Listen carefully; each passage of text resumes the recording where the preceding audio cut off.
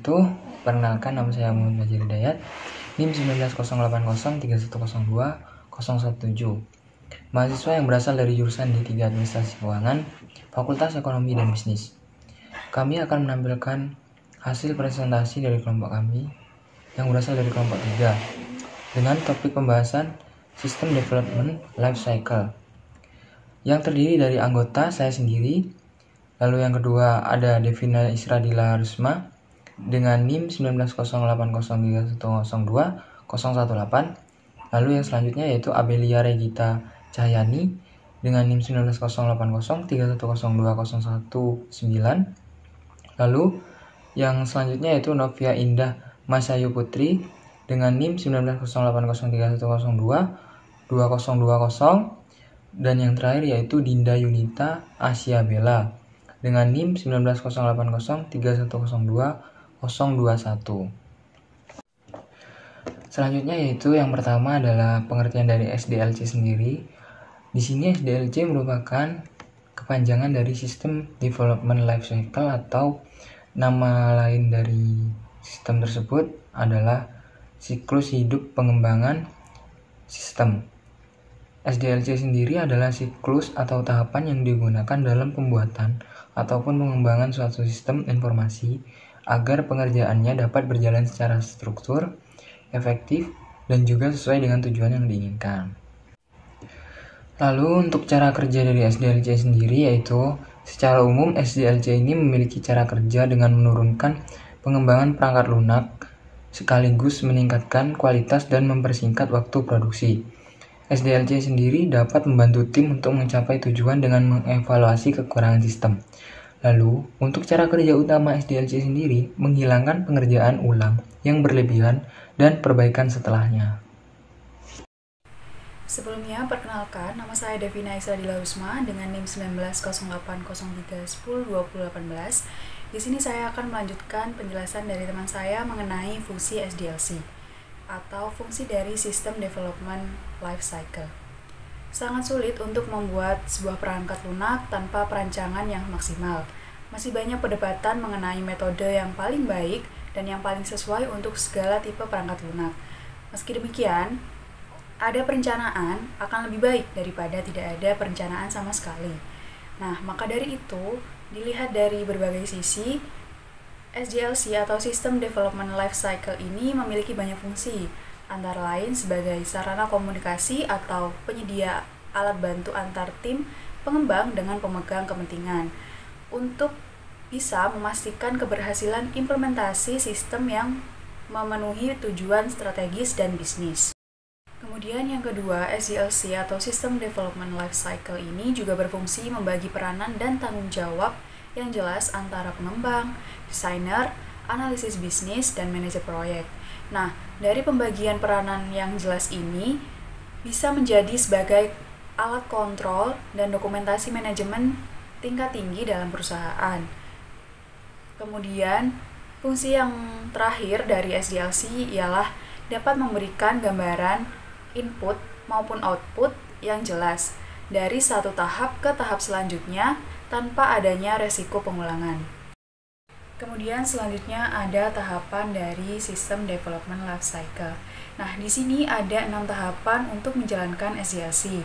Yang pertama yaitu planning atau perencanaan, yang kedua analisis, yang ketiga design, yang keempat implementation atau penerapan, yang kelima testing dan integration atau pengetesan atau uji coba dan pengintegrasian, dan yang terakhir ada maintenance atau perawatan dan pemeliharaan. Yang pertama ada perencanaan sistem atau planning. Nah, perencanaan sistem development life cycle lebih menekankan pada aspek studi kelayakan pengembang sistem. Beberapa kegiatan yang dilakukan dalam perencanaan sistem ini meliputi pembentukan tim pengembang, mendefinisikan tujuan dan ruang lingkup pengembangan, mengidentifikasi cara penyelesaian masalah, menentukan dan mengevaluasi strategi yang digunakan, hingga menentukan pemilihan aplikasi. Yang kedua ada analisis sistem atau analisis. Nah, sistem akan dianalisis mengenai bagaimana dan seperti apa cara kerjanya. Hasil analisa dapat berupa kelebihan dan kekurangan dari sistem, fungsi sistem, dan hingga pembaruan. Sebenarnya bagian ini masih masuk ke dalam perencanaan. Selain itu, ada bagian lain yang termasuk dalam perencanaan seperti jadwal, perencanaan kapasitas, estimasi biaya, dan alokasi sumber daya. Yang ketiga ada perancangan sistem atau desain. Ketika developer perangkat lunak sudah mendesain software, maka tahapan ini akan menghasilkan prototype serta beberapa output lainnya. Output yang dihasilkan berupa desain, pola, serta berbagai komponen yang dibutuhkan dalam membuat proyek tersebut. Nah, tahapan ini disebut juga dengan tahapan cetak biru, di mana sistem siap untuk dikembangkan. 4. Implementasi sistem atau implementation. Tahapan ini mengimplementasikan rancangan dari tahap-tahap sebelumnya dan melakukan uji coba. Nah, kegiatan yang dilakukan implementasi seperti melakukan survei dan penelitian seputar kelayakan sistem, menganalisa dan mempelajari sistem, pembuatan database sesuai rancangan, dan lain-lain. Yang kelima, ada pengujian sistem atau testing. Nah, sistem yang sudah dibuat akan dilakukan pengujian terlebih dahulu sebelum digunakan. Tujuan pengujian ini dilakukan untuk mengetahui apakah sistem sudah berjalan dengan baik atau masih belum. Yang keenam, pemeliharaan sistem atau maintenance. Tahapan akhir ini dilakukan untuk menjaga sistem tetap bisa beroperasi secara optimal. Assalamualaikum warahmatullahi wabarakatuh. Sebelum saya melanjutkan materi dari teman saya, izinkan saya memperkenalkan diri terlebih dahulu. Nama saya Novia Indah Maswesa Putri dengan NIM 1908031020020. Nah, di sini saya akan melanjutkan materi dari teman saya, yaitu tentang macam-macam metode sistem development lifecycle dalam pengembangan perangkat lunak. Nah, macam-macam metode sistem development lifecycle ini ada 10, yaitu yang pertama ada metode waterfall atau metode air terjun, dan untuk metode yang kedua ada metode prototype, untuk metode yang ketiga ada metode rapid application development atau RAD, dan metode yang keempat ada metode spiral, metode yang kelima ada metode agile, metode yang keenam ada metode model fountain atau air meluncur, untuk metode yang ketujuh ada model synchronize and stabilize. Untuk metode yang ke-8 ada model rational unified process. Untuk metode yang ke-9 ada model build and fix method. Dan metode yang ke-10 ada metode pengembangan extreme programming. Nah, untuk yang selanjutnya saya akan menjelaskan apa saja yang dimaksud dari metode-metode yang telah saya bacakan tadi. Untuk metode yang pertama ada metode waterfall atau metode air terjun. Metode waterfall ini merupakan metode pengembangan perangkat lunak yang tertua karena sifatnya yang natural. Metode waterfall ini merupakan pendekatan sistem development life cycle yang paling awal yang digunakan untuk pengembangan perangkat lunak. Metode waterfall adalah metode kerja yang dijalankan secara berurutan, bersifat serial yang dimulai dari proses perencanaan, analisa, desain, dan implementasi pada sistem. Dipandang sebagai terus mengalir ke bawah melewati fase demi fase. Metode ini dilakukan dengan pendekatan yang sistematis, dimulai dari tahap kebutuhan sistem, lalu menuju ke tahap analisis, desain, coding, testing atau verification, dan maintenance. Langkah demi langkah yang dilalui harus diselesaikan secara satu persatu atau tidak boleh dan tidak dapat meloncat langsung ke tahap berikutnya. Harus dijalankan secara berurutan. Oleh karena itu disebut waterfall atau air terjun.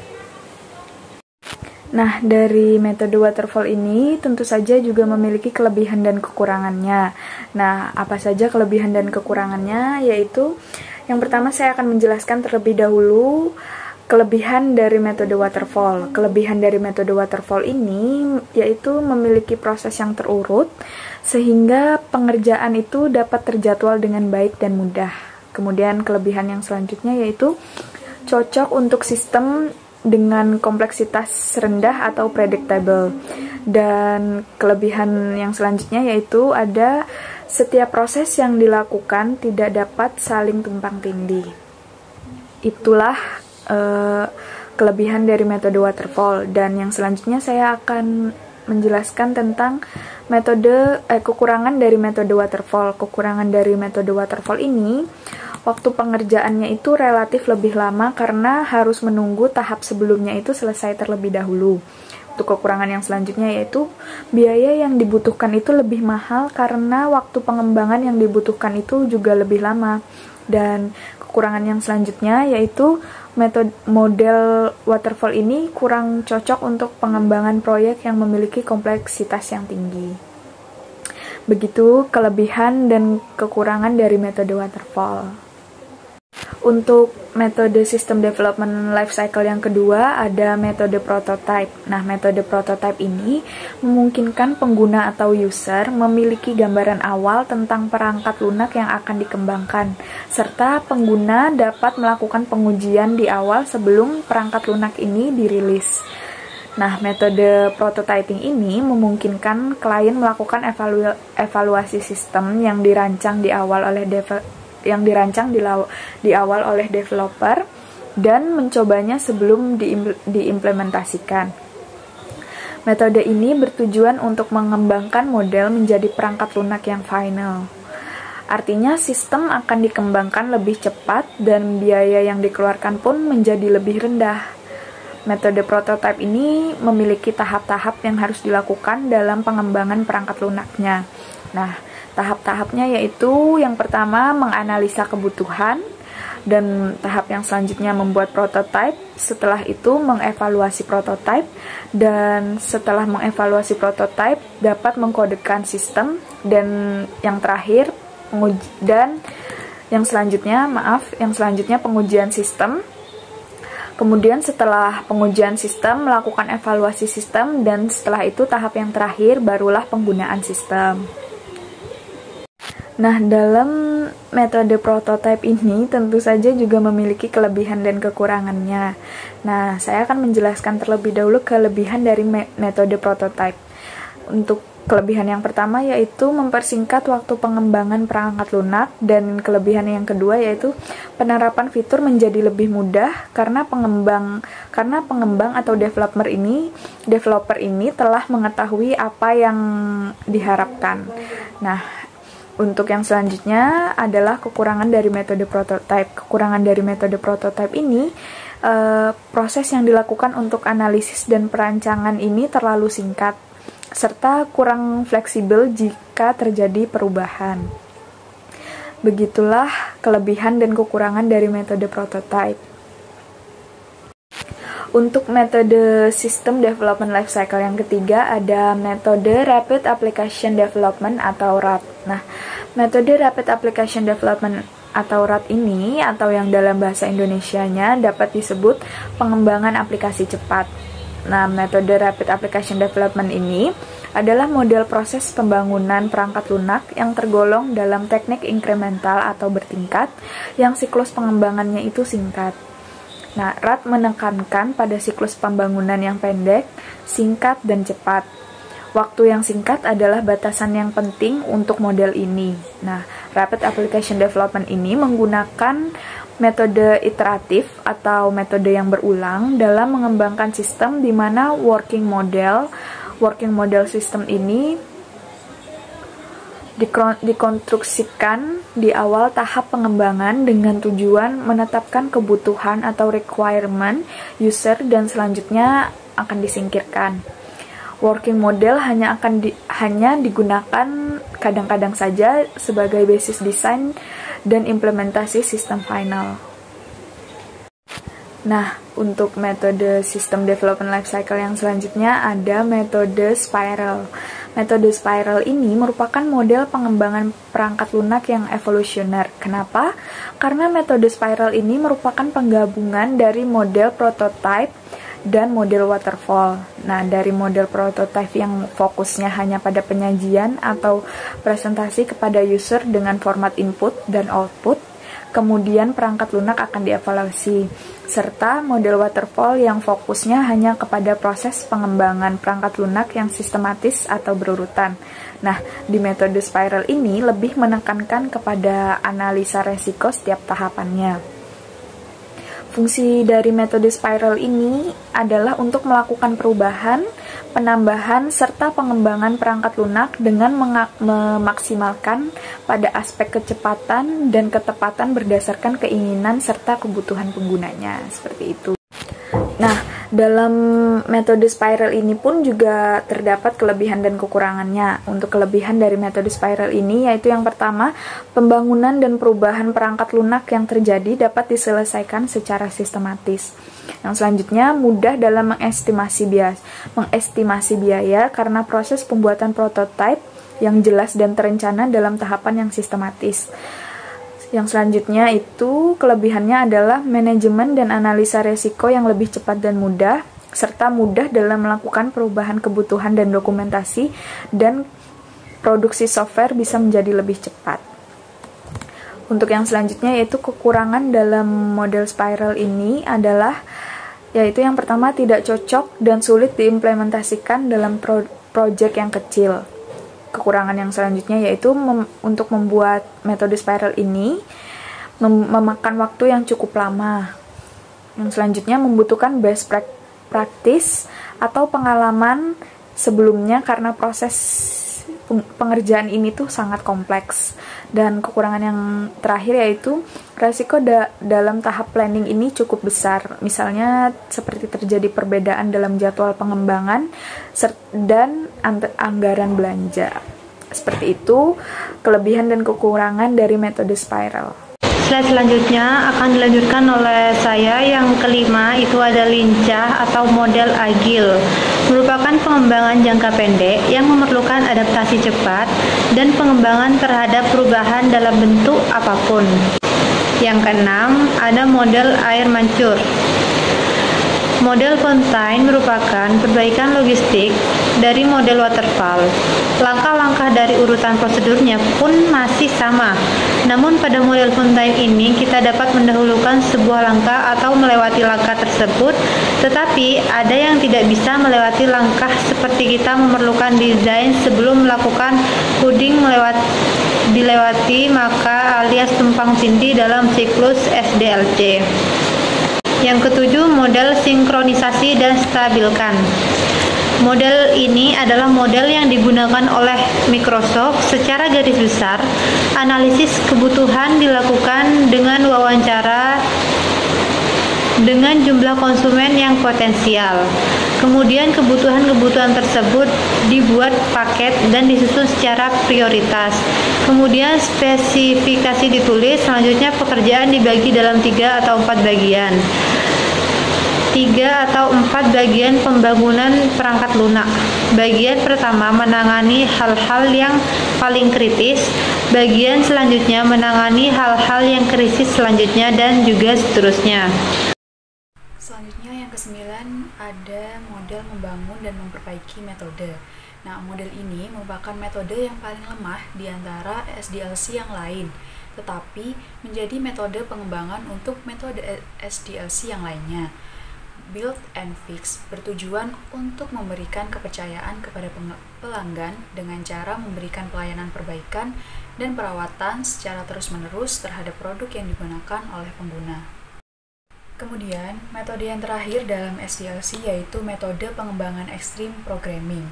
Extreme Programming atau XP merupakan suatu pendekatan yang paling banyak digunakan untuk pengembangan perangkat lunak cepat.